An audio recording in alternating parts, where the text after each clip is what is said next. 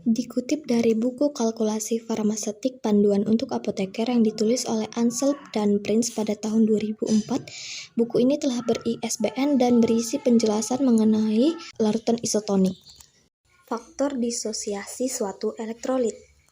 Dan zat-zat yang hanya sedikit terdisosiasi memiliki faktor I sama dengan 1. Natrium klorida dalam larutan lemah terdisosiasi sekitar 80%, sehingga setiap 100 molekul menghasilkan 180 partikel atau sebanyak 1,8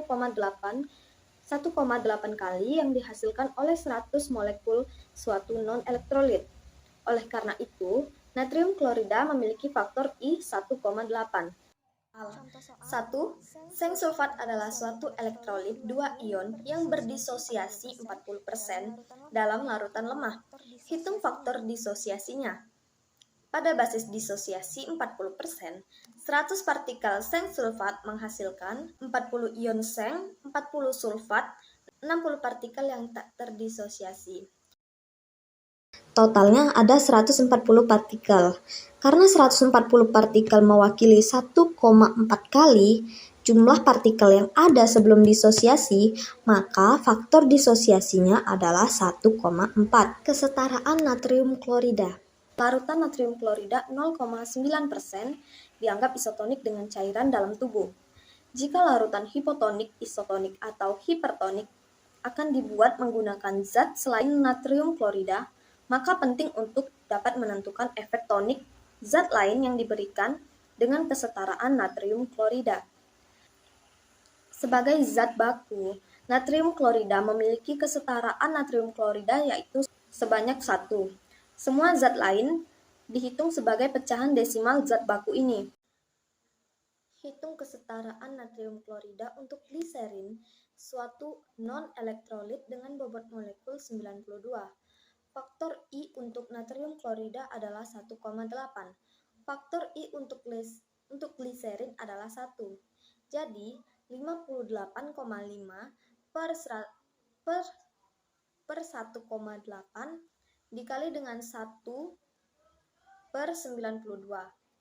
Didapatkan hasil yaitu 0,35.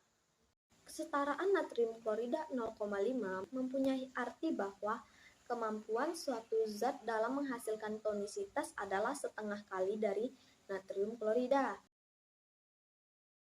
Saya mengambil sumber dari buku Farmaseutika Dasar dan Hitungan Farmasi oleh Samsuni yang telah ber-ISBN. Isotonis merupakan suatu keadaan tonisitas atau tekanan osmosis suatu larutan obat terhadap tonisitas cairan tubuh kita. Nah, ada juga terdapat hipotonis. Nah, hipotonis itu berarti tonisitas larutan obat itu lebih kecil dari cairan tubuh kita. Lalu ada hipertonis, yaitu memiliki tonisitasnya lebih besar daripada cairan tubuh kita. Dalam penghitungan isotonis itu terdapat 4 macam cara. Yang pertama yaitu dengan penurunan titik beku atau PTB molekular, lalu dengan cara ekuivalensi NaCl, lalu faktor disosiasi, dan cara grafik. Yang pertama yaitu dengan cara PTB atau penurunan tekanan beku dengan rumus menurut Farmakopeia Indonesia edisi 3, di mana dalam memperoleh larutan isotonis itu dapat ditambahkan dengan NaCl atau zat lain yang cocok dapat dihitung dengan cara B sama dengan 0,52 dikurang B1C per B2, di mana B merupakan bobot zat tambahan atau NaCl dalam satuan gram per 100 ml larutan. Nah, 0,52 itu merupakan titik beku dari cairan tubuh kita. B1 merupakan PTB zat khasiat, C merupakan konsentrasi dalam satuan persen B per V zat khasiat, dan B2 PTB zat tambahan. Contoh soal dengan cara PTB yaitu diketahui larutan pencuci mata mengandung 1% asam borat, di mana asam borat itu dapat menyebabkan penurunan titik beku 0,29. Nah, yang dicari yaitu berapa NaCl yang harus ditambahkan untuk mendapatkan larutan isotonik. Untuk menjawabnya, yang pertama harus diingat yaitu bahwa larutan NaCl itu setara dengan 0,9%. merupakan isotonis. Nah, hitung kekurangan NaCl yang dibutuhkan agar asam borat 1% dapat menjadi isotonis dengan penurunan titik beku 0,29 derajat tersebut. Nah, maka NaCl yang dibutuhkan itu sama dengan penurunan titik beku NaCl atau 0,52 dikurang 0,29 yaitu penurunan titik beku asam borat. Nah, didapati hasil 0,23 derajat Celcius.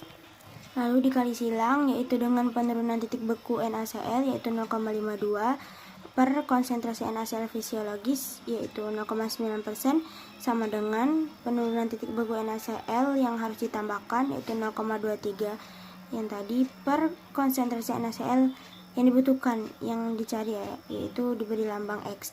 Maka didapat bahwa X yaitu 0,40%. Jadi NaCl yang dibutuhkan